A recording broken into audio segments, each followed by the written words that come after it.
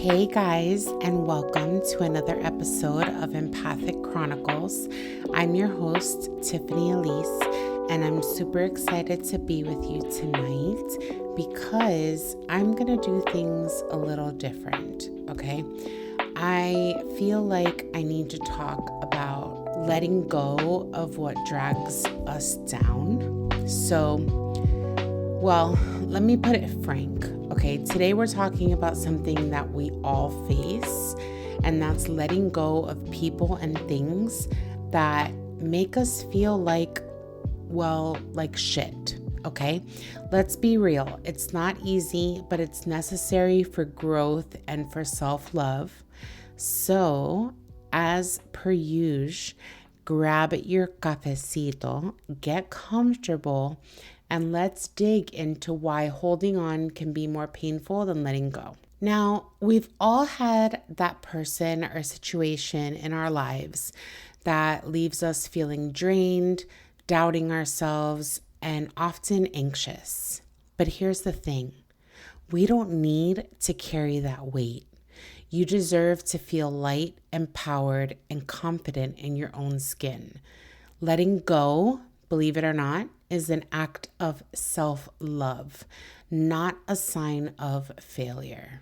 So I've had my own journey with letting go, whether it's relationships, old habits, or even outdated beliefs about myself.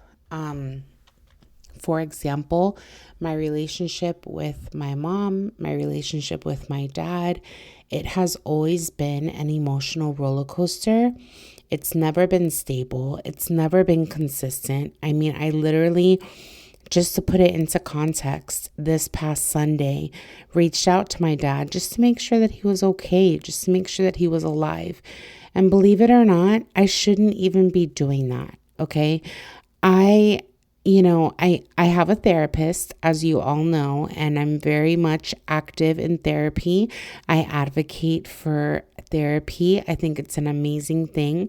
I think that it helps when you truly are committed to it. I think it could help you tremendously. And, my therapist and I were talking about, some stuff that happened to me when I was little, and how I wasn't protected, and how people allowed me to get hurt without intervening to defend me.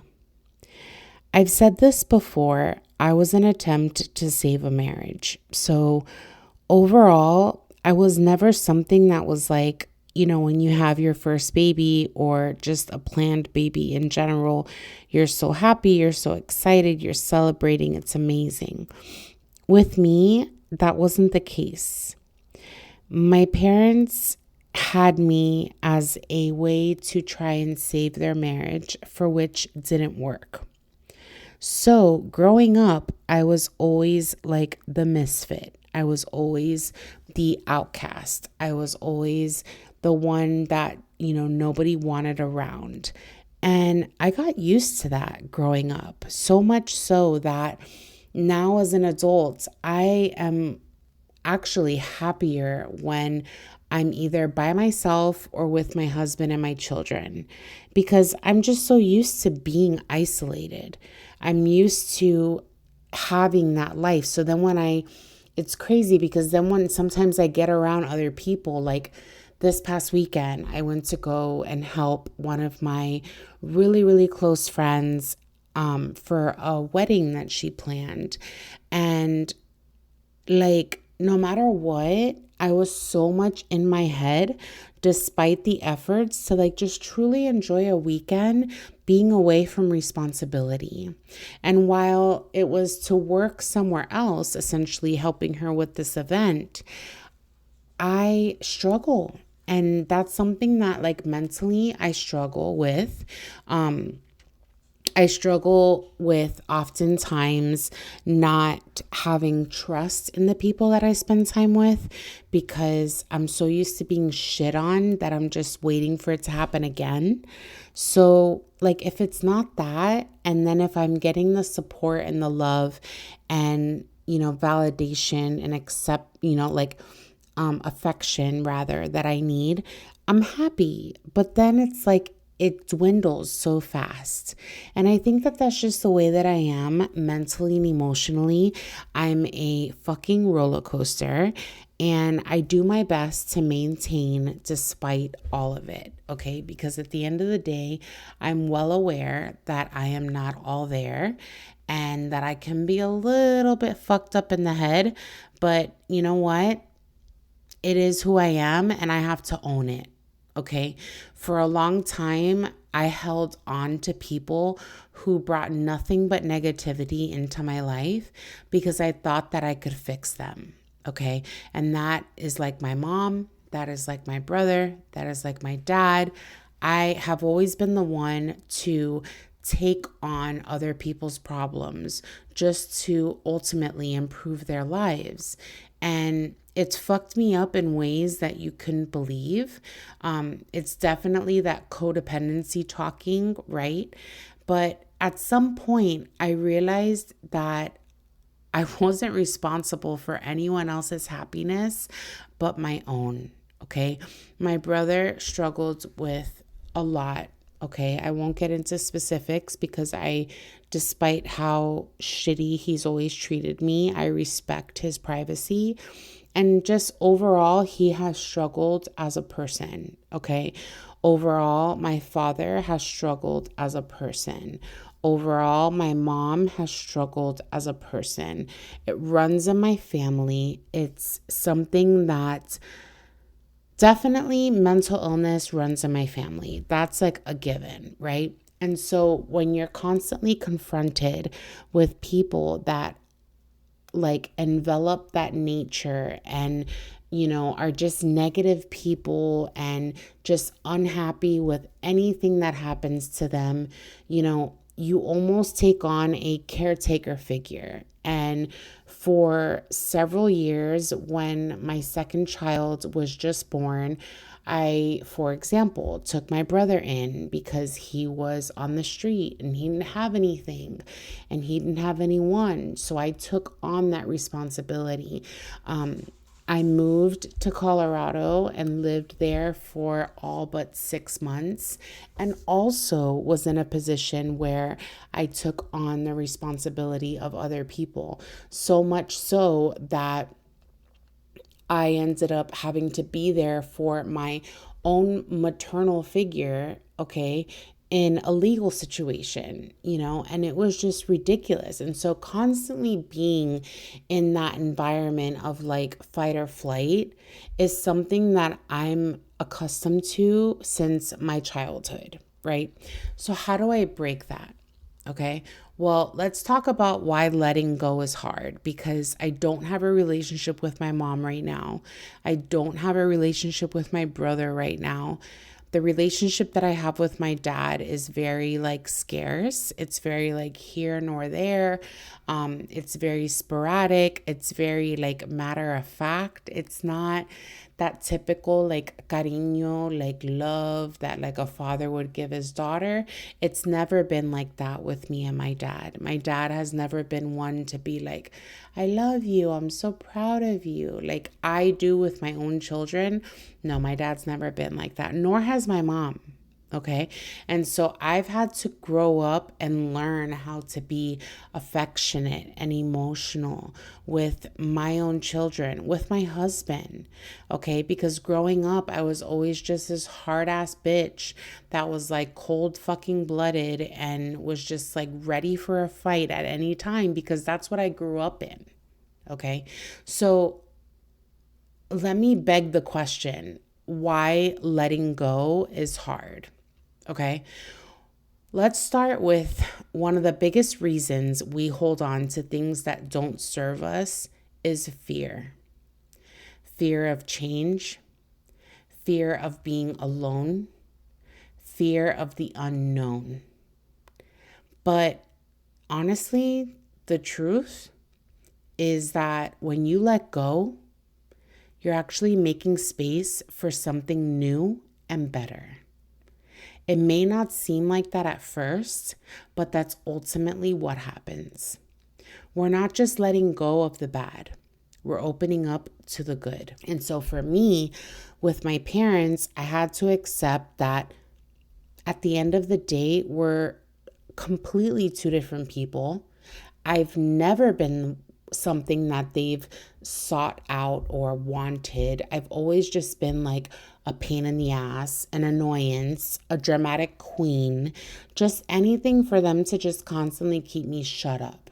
Right? So then now me as a mom right now, I'm like, oh my God, I want to break the cycle. I want to be the difference. I want my kids to see that like, that's not how you love someone. That's not how you give your all. And especially to your own fucking children. But I struggle a lot. And to put it into perspective, so I see my therapist once a week. Yeah, it's that fucking frequent. But she's amazing and I fucking love her, okay? I don't know what's with me and fucking today, but anyway, I love my therapist and I love her because she keeps it real. Like I've had therapists before that are like, oh my God, you may be suffering from PTSD. You should go and get on more medication. No, fuck that. Okay.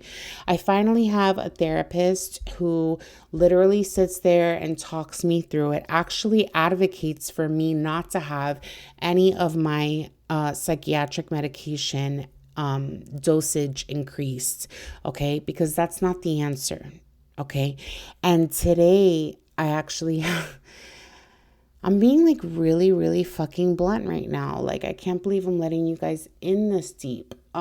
I had my appointment with my therapist and we talked about what is it that I've suppressed the deepest in my life and how can I get that to surface? How can I get that to the point where I'm actually like in a mode of recovering? And to be frank, it was when I was sexually violated. Okay, I have never been able to 100% come back from that. And, I read stories about, girls and boys who are sexually violated and just like are fucked up for the rest of their life because you can't see anything outside of what that person made you feel in that moment when they were doing that to you. And I talked with my therapist today and she's like, how the fuck are you like such a successful career woman, a writer, a podcaster, a career woman, very active on LinkedIn, so on and so forth, yet this shit happened to you and you're still able to perform? Now, let's be clear. I'm a high functioning, anxiety, anxious, depressive, manic person. I've always been like that. But believe it or not, that shit is what has gotten me to where I am today. Someone who is educated, someone who has gone back to school and earned their degree, because I will be damned if I'm going to be known for the girl that was sexually violated. I'm worth so much more. My family is worth so much more. And if there's anybody worth fighting for me, it's them. And, one of the things today when I was talking to my therapist is she's like, you know what you need? You need like a fucking like rage room. You need to go axe throwing. You need to go do something that's going to like let that shit out or at least bring it to the surface. Because for so long and still even today, like I struggle to bring that shit to the surface. It's hard for me. I don't like talking about it. I don't like talking about when it happened. I don't like talking about the way that I felt while it was happening. And every single time that like I am talking about it or am like going through the motions, my level of anger and rage is so beyond that it scares me. Like it honestly, like I always say, if I ever, and this isn't probably a healthy thing to say, but if I ever was like in public and somebody really just pissed me off and had the nerve to put their hands on me, I think that person would be dead. Only because the level of rage, the level of suppression. I suppressed and I'm still suppressing for many years being sexually violated. Till this day, though I have communication sporadically with this person, I've protected them. So much so that they were my fucking violator. And I've protected them. How in the world? Like, it's beyond me. But I learned today, and it's something that I need to practice and practice often, is I need to let that shit out. I need to go axe throwing. I need to go to a rage room. I need to grab my pillow, go into the bathroom or go into the closet, put my face in that fucking pillow and scream so loud to let it out, because I've never done that. I've never been in a position where, not that I haven't felt safe to do so, but like I've been busy raising kids. I've been busy being a wife, and that shit has just been like at the bottom of my list, because fuck that. Why would I give it that much attention? That shit hurt me. I was violated. Nobody and people that were there were not protecting me. They let it happen. They didn't step in. That shit is so much of what I deal with on a daily basis. And I suppress that. And I push forward, because I don't want to be the fucking person that's remembered for that happening to them. I want to be a successful career woman. I want to be an amazing mom. I want to be an amazing wife. But I have to let go. And I want to get into some practical steps to let go. Because at the end of the day, we are bigger than what happened to us. We are bigger than what people have done to us. And we will overcome and we will achieve. So first things first, be honest with yourself. Okay? Like, how does this person or situation really make me feel? And if the answer isn't positive, then it's time to reassess.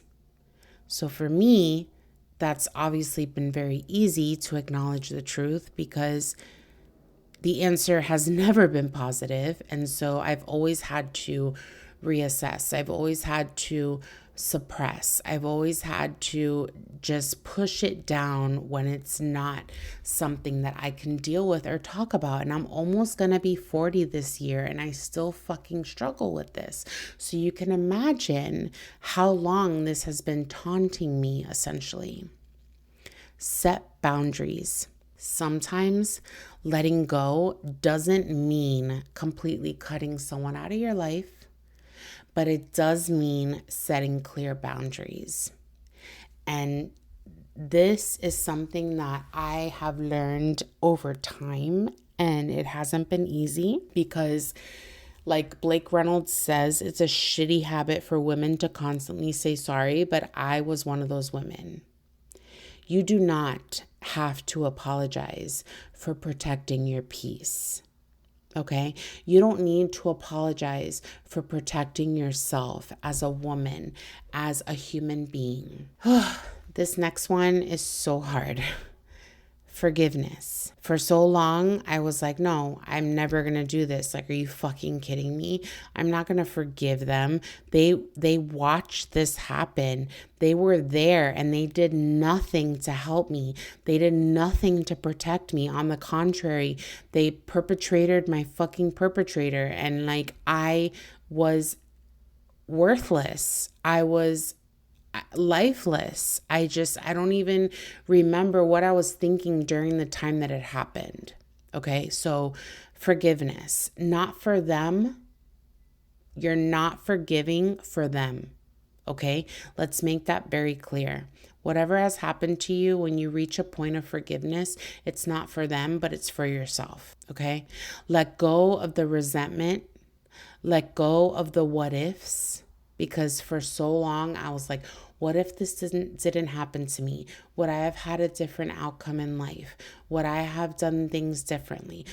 No. Things happen the way that they were fucking supposed to happen. And the emotional baggage that's weighing you down, forgiveness is freedom. Okay? Forgiveness is letting go of what happened to you. You need to grieve and you need to move on. It's okay to feel sad about the end of something that happened to you, or letting go of something that, has hurt you for so long.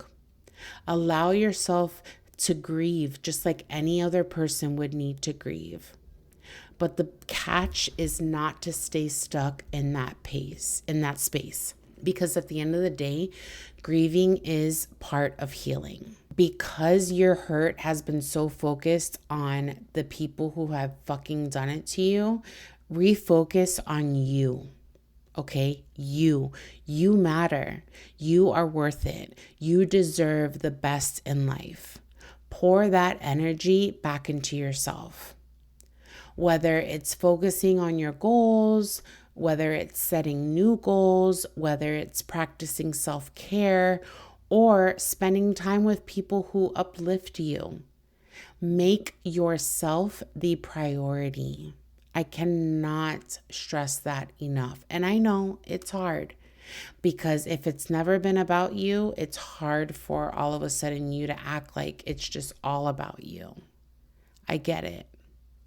So listen to this quote, or if you want to call it an affirmation.